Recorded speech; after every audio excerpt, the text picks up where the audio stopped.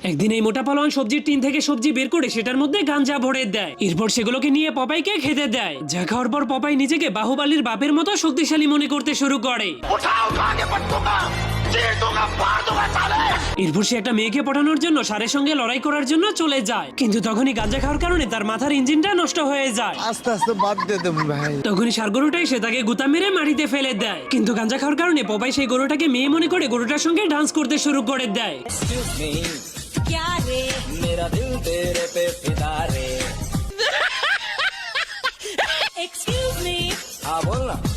मैं पहले से शादीशुदा रे এই জন্য সেই মোটা পালোয়ান হাসতে গিয়ে সেই গাঞ্জার পুরো ডিব্বাটা তার পেটের মধ্যে ঢুকে যায়, যার কারণে সেই মেয়েটাকে গরুর বাচ্চা ভাবতে শুরু করে দেয়। তোর মরণের চুলকানি উঠছে। এই জন্য সেই মেয়েটাকে গরু মনে করে তার পাছার উপরে গরুর মতো সিল মেরে দিতে শুরু করে। আর অন্যদিকে সেই ষাঁড় গরুটা তার 200 কেজির পাছা দিয়ে জাতা মেরে পপাইয়ের অবস্থা অনেক খারাপ করে দেয়।